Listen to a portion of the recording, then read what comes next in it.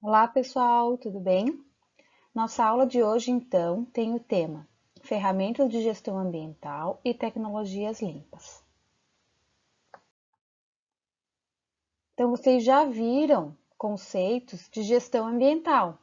O que é a gestão ambiental, para que ela serve, o que significa. E hoje a gente vai ver as ferramentas para a gestão ambiental, ou seja, o que a gente precisa fazer para efetivamente aplicar a gestão ambiental, para efetivamente fazer, botar a mão na massa, quais as ferramentas, quais os métodos. Então, nós vamos ver alguns exemplos na aula de hoje.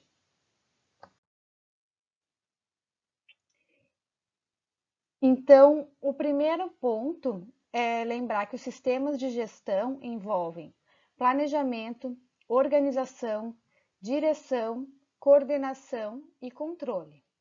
E esse sistema deve ser integrado para cumprir a missão da empresa.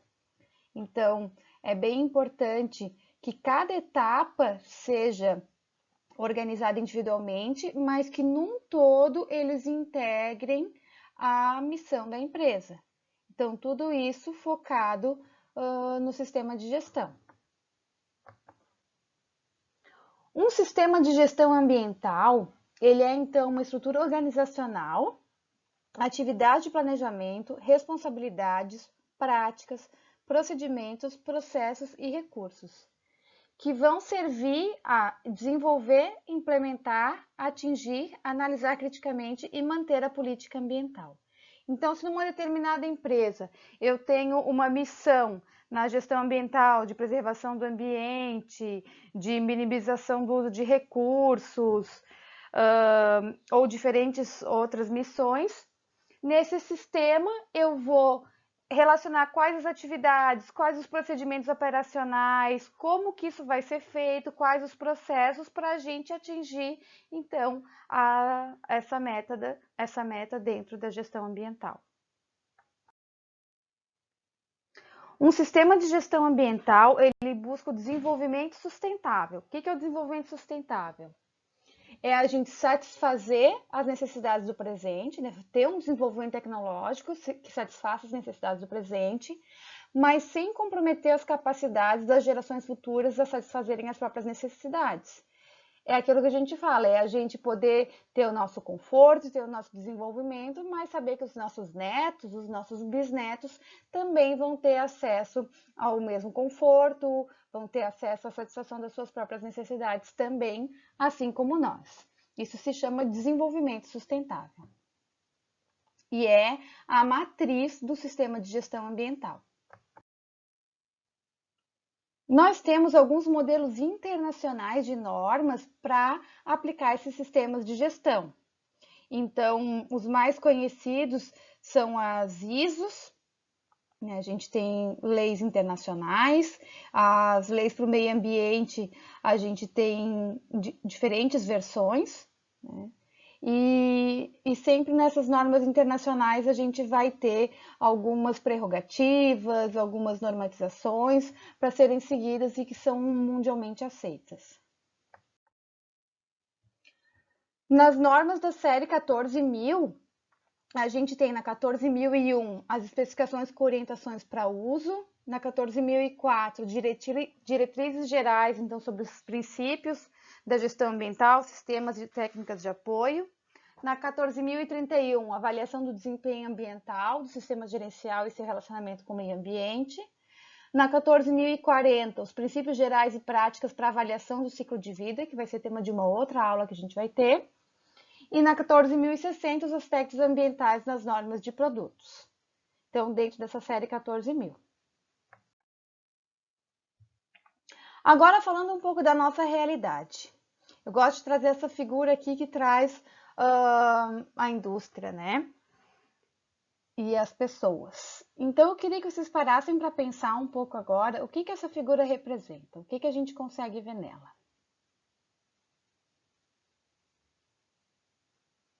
Pensem um pouquinho. O que a gente tem aqui?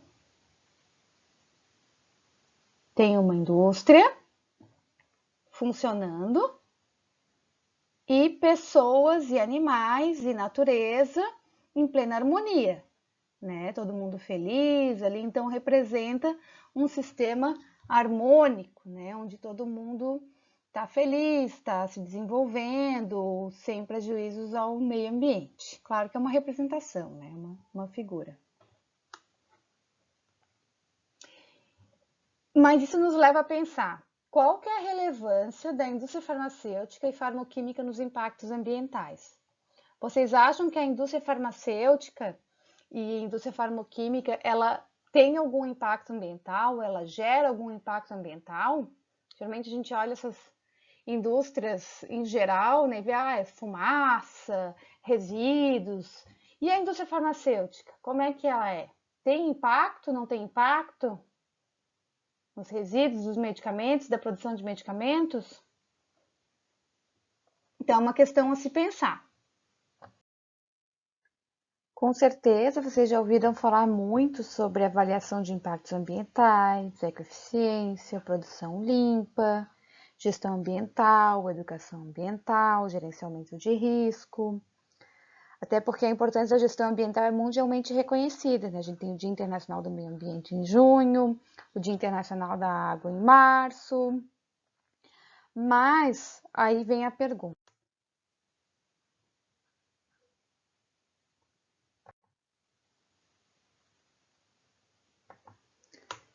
Quantos exemplos reais de empresas farmacêuticas vocês conseguem dar que se preocupam com o impacto ambiental, com a gestão ambiental?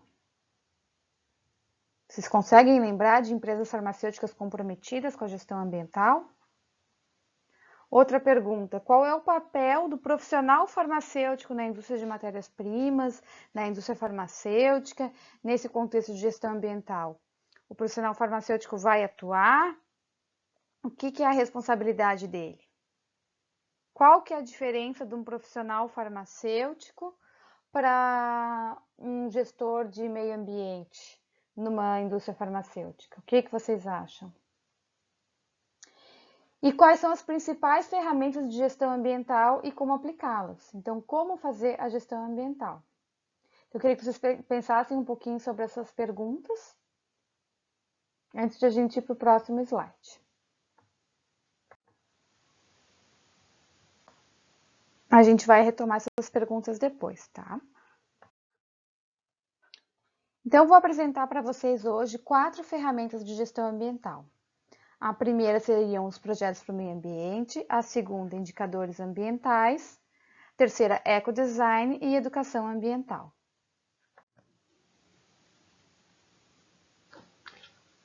Então, esses 4 a gente vai aprender hoje. O primeiro deles, projetos para o meio ambiente. Aqui coloquei como abreviação PMA. Então, essa é uma ferramenta de gestão ambiental que tem o objetivo de evitar danos ao meio ambiente desde o projeto do produto. O que isso significa?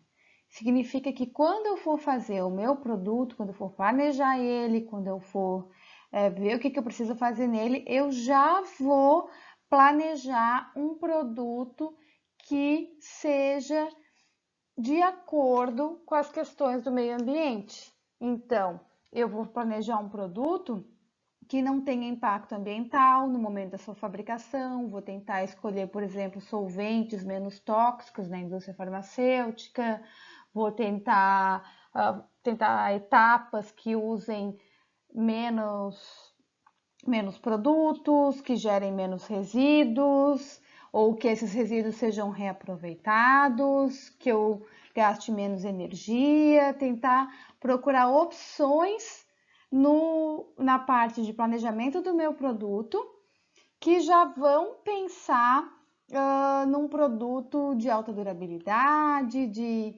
de alta performance e que tenha poucos impactos ao meio ambiente desde a fabricação, o uso e também no descarte, no pós-uso. Então, eu sempre ponho assim a figura da vovozinha, né? Se vocês já devem ter ouvido falar, os avós de vocês, os pais, no meu tempo as coisas duravam mais, né? Acho que não precisa nem ser uma pessoa tão velha. A própria prof de vocês aqui já posso dizer para vocês que quando eu era criança, as coisas duravam muito mais, né? Eu me lembro de a gente ter uma televisão e a televisão dura anos, né? Então, aqui na minha casa já é a quinta televisão, não porque eu gosto de ficar comprando televisão nova, mas porque elas estragam. Depois de um tempo, elas simplesmente estragam. Ou também o celular. Antigamente nem celular existia, né? Mas vocês pegam um celular mais antigo, vocês veem o que acontece. Ele já não roda mais os programas, ele já começa a travar, já começa a dar problema, o computador também, a geladeira. Então parece que tudo é feito para estragar, né? A gente chama de programação obsoleta, né? Então, antigamente não era assim, né? As coisas eram feitas para durar. E, em compensação, a gente tem coisas feitas hoje que são feitas para durar, né? Tem algumas marcas de carros que são conhecidas por não darem, por exemplo, problema de manutenção. Será que é por acaso? Ou será que ele é já feito, planejado para que isso não aconteça? Né? E na indústria farmacêutica, o que a gente pode fazer para planejar um produto que não tenha impacto no meio ambiente? São coisas que podem ser pensadas. Então, vamos comparar um projeto tradicional com um projeto para o meio ambiente. No projeto tradicional, o foco principal é satisfazer as necessidades de utilização. Então, eu vou trazer um produto bom, um produto novo e que vai satisfazer as necessidades do meu usuário. Um celular, último modelo, que tire fotos lindas, que toque músicas numa qualidade boa. Hoje em dia, fazer ligação é o que menos o celular faz, né? Então, um projeto tradicional, ele considera o destino após o uso? Ele considera os impactos ambientais do ciclo de vida do produto? Não.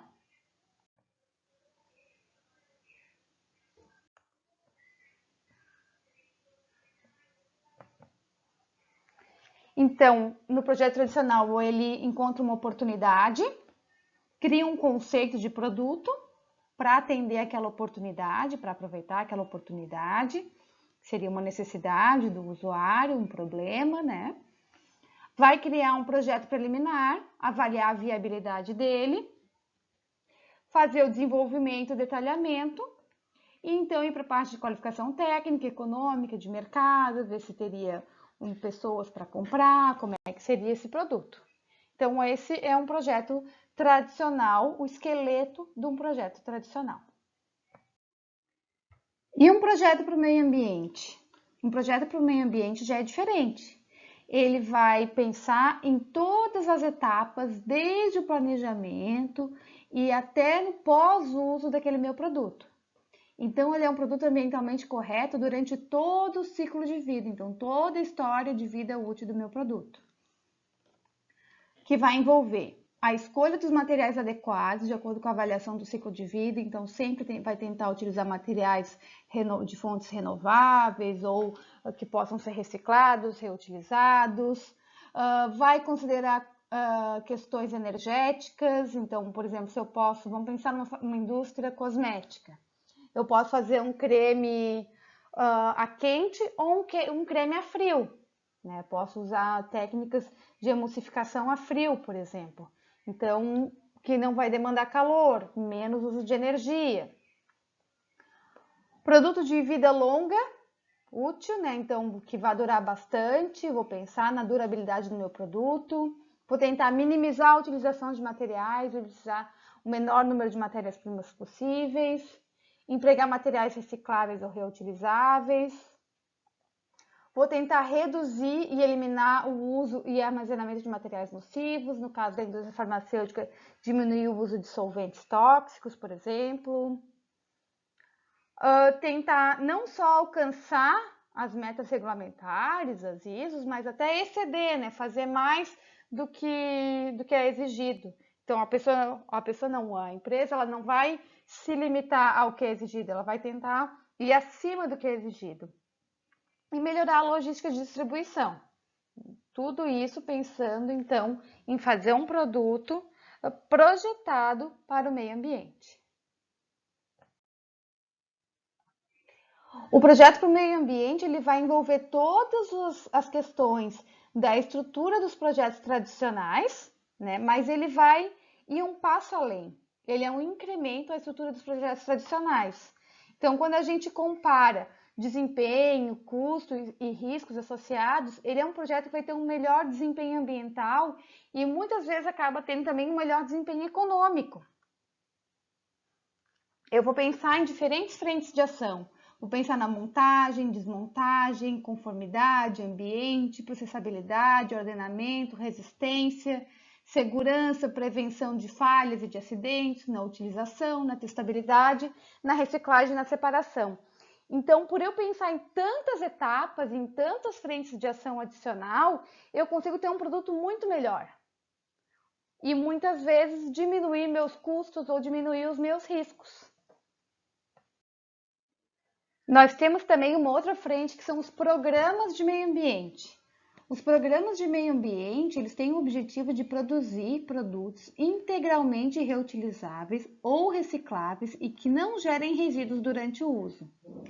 Com isso, a gente vai ter economia de insumos, economia de energia, redução de resíduos e de emissões, redução do uso de substâncias tóxicas e, no pós-uso, retorno do equipamento e reuso e reciclagem das partes. Então, eu vou pensar num ciclo fechado aqui, né? Então, a gente tem o que a gente chama de controle de fim de tubo, que é quando a gente tem uma produção e quando ela acaba, né? E acaba gerando resíduos.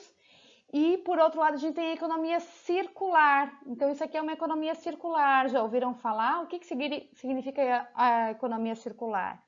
É um sistema fechado, onde a gente tem redução de resíduos, redução de emissão, retorno dos equipamentos, reuso. Então, o sistema ele é todo retroalimentado, né? Ele forma um círculo e não uma linha reta onde eu tenho um produto, matérias-primas que vão gerar um produto e vão gerar resíduos numa linha reta.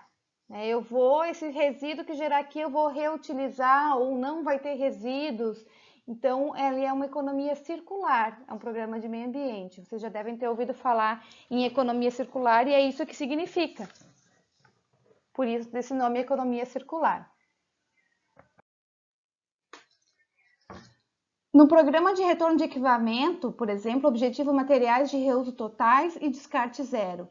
A gente tem a matéria-prima, fabricação de peças, geração do produto acabado e vai voltando, né? Pode ser remanufaturado, convertido, reutilizado, reciclado e às vezes uma pequena parte vai para descarte. Aqui não é uma economia de descarte totalmente zerado, né? Mas pode ser se eu não tiver nada a ser descartado ou se tudo eu puder remanufaturar, reusar, ou reutilizar, ou reciclar, eu vou ter uma economia totalmente circular. Então, a gente tem aqui, nos projetos do meio ambiente, tem uma pergunta para fazer para vocês. Vocês conseguem visualizar aplicações de projetos para o meio ambiente na área da produção industrial farmacêutica? Pensem um pouquinho. O que vocês acham que na indústria farmacêutica poderia ser feito pensando no meio ambiente?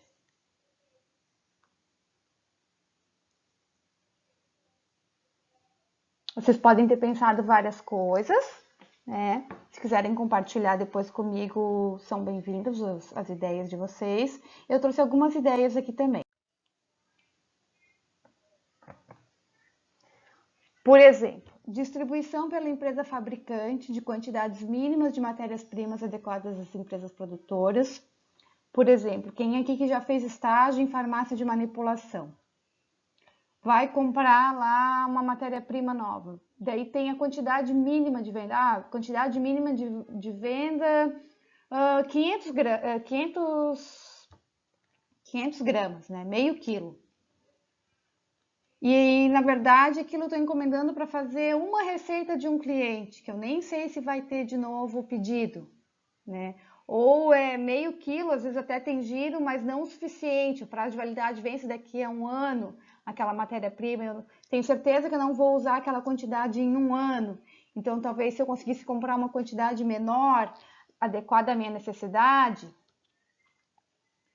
Agora, outro exemplo, planejamento de novas moléculas, pensando numa dose menor, que os metabólitos não sejam tóxicos ao meio ambiente. Vocês sabem a quantidade de metabólitos tóxicos que tem, por exemplo, no Rio Guaíba? Muita carga hormonal, antibióticos, né? Então, se eu pensar em novas moléculas que não gerem tantos metabólitos tóxicos ao meio ambiente. Produção de embalagens com número de doses adequado para o tratamento, fracionamento. Então, quantas vezes não tem aquele caso de que a pessoa vai precisar tomar só 5 comprimidos e a caixa vem 20, né? Que a lei do fracionamento, ela existe no papel, mas não existe na prática, né? Então, porque as empresas não fazem os produtos próprios para serem fracionados. Simplificar as fórmulas. Será que precisa toda essa composição que tem no meu shampoo? Ou no meu creme hidratante? Já olharam lá quantas coisas que tem?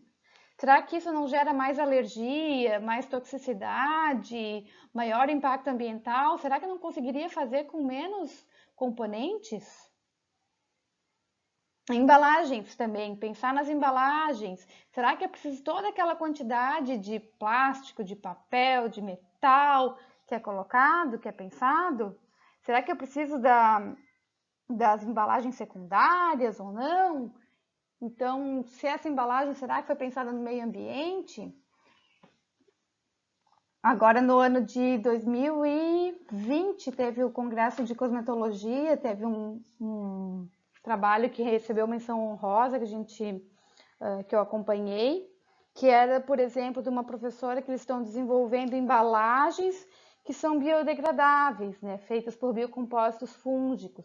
Então, uma tendência que ganhou destaque, né, porque a embalagem secundária, no caso, né, seriam os cartuchos para colocar as caixas e tal, e tem sido muito valorizado pela indústria isso. Então, gera menor impacto ambiental. Uma outra ferramenta de gestão ambiental bastante utilizada são os indicadores ambientais. O que é um indicador? O indicador é aquilo que é utilizado para identificar, para destacar, para tornar público, para medir, para estimar. Todos vocês já viram um indicador ambiental, tenho certeza. Quem é que nunca viu um selo, por exemplo, de produto orgânico numa verdura no supermercado? Então, eu sei que aquele é um produto, eles chamam de produtos ecológicos, né? Então, os rótulos ambientais ou rótulos ecológicos são uma forma de identificar os produtos e que vão, então, informar o consumidor que aquele produto teve esses cuidados e aumentar muito a aceitabilidade do produto. Vocês já viram a diferença do brócolis com selo orgânico e o brócolis sem o selo orgânico, por exemplo? É bastante grande, né? Então, esse rótulo, claro, tem um custo, uma da certificação, tudo mais, mas ele aumenta a confiabilidade no meu produto para quem estima, para quem valoriza essas características, né? Os rótulos ambientais, os indicadores ambientais, também servem para eu estimar, né, avaliar a eficiência de processos e medir como está o meu processo e assim poder melhorar continuamente. Meus indicadores ambientais não são só os rótulos ambientais, né? Eu posso ter também análise de desempenho ambiental, controle de emissão de dióxido de carbono, avaliação de condições ambientais, eu posso ter avaliações qualitativas e quantitativas.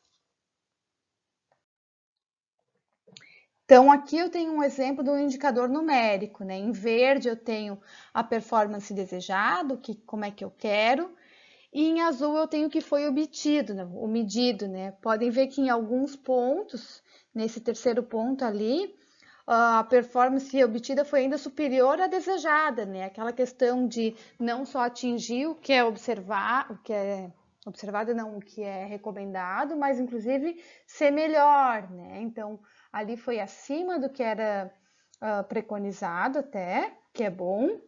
Em outros pontos ali eu posso ver claramente onde pode ser melhorado e outros pontos onde eu atingi a minha performance desejada. Isso é um exemplo de um indicador numérico, né? Cada um desses pontos aqui pode ser uma avaliação, né? Quantidade de matérias-primas utilizadas, consumo energético, né? Então, assim vai. Os rótulos ecológicos são símbolos, né? Símbolos e códigos específicos para alguns materiais. Esse aqui que significa reciclagem, é um bastante conhecido, então a gente sabe que aquele produto ele é reciclável. Nos símbolos e certificações ambientais, a gente tem vários tipos diferentes, né? Geralmente as certificações são voluntárias, né? Então, e as empresas pagam para ter essa certificação, né? Claro, não é só pagar, tem que pagar e tem que apresentar os resultados, agir, apresentar o produto de acordo com o que é exigido aquele selo, né? De acordo com os padrões, tem que atingir o padrão de qualidade, o padrão de impactos ambientais daquele tipo de produto. Um exemplo de certificação voluntária na área farmacêutica são os cosméticos orgânicos. Não existe uma lei que é obrigatório que os cosméticos sejam orgânicos, mas existem aqueles cosméticos que passam por uma certificação e que têm o selo de cosmético orgânico. Então, muitas pessoas vão valorizar e querer comprar um cosmético que seja orgânico. Ou tem aquele outro da Cruelty Free, que é livre de crueldade, o que não faz testes em animais. Então, são vários símbolos e certificações e selos que podem ser utilizados. Nos rótulos ecológicos, nós temos as declarações, né, que podem ser diferentes tipos de declarações, autodeclarações, né, e os rótulos ecológicos. Nas autodeclarações, a gente pode ter é natural, isento de petróleo, oil free, não tóxico, não corrosivo, uso eficiente de energia. Tem aqui vários exemplos que podem ser utilizados nos rótulos, nas autodeclarações.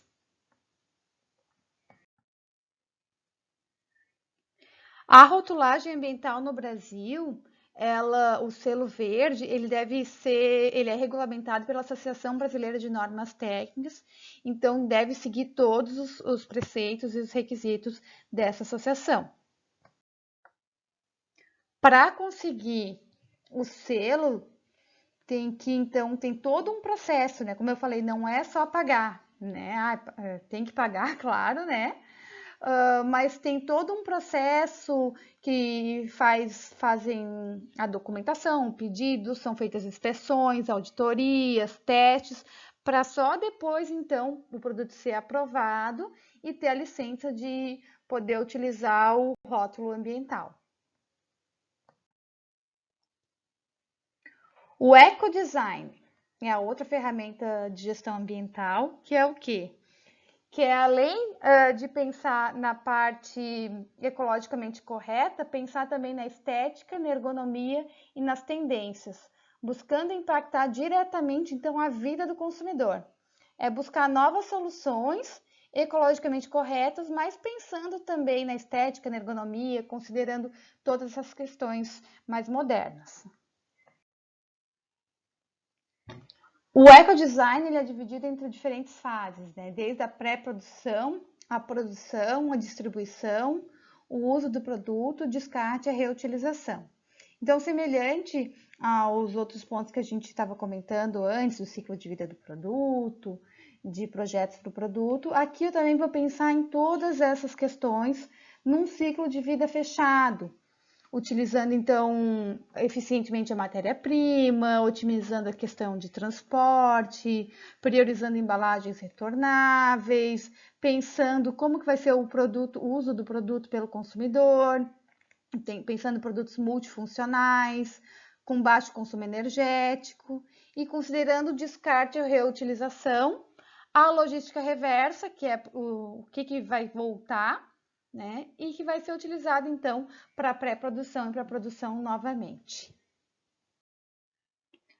A gente tem então a teia das estratégias do ecodesign, que são as diferentes estratégias que podem ser utilizadas para a gente atingir o ecodesign. Então, desde a seleção de materiais de baixo impacto, que sejam não agressivos, renováveis, reciclados ou recicláveis, reduzir o uso de materiais, tanto reduzir o número de materiais, quanto o peso, quanto o volume, pensar no transporte, então escolher fornecedores locais, pensar em toda a cadeia logística e de distribuição, otimizar as técnicas de produção, pensar em energias alternativas, em reuso, em um consumo racional de energia, reuso dos resíduos, pensar também na distribuição, como eu tinha comentado, mas pensando também nas embalagens, na logística, redução do impacto ambiental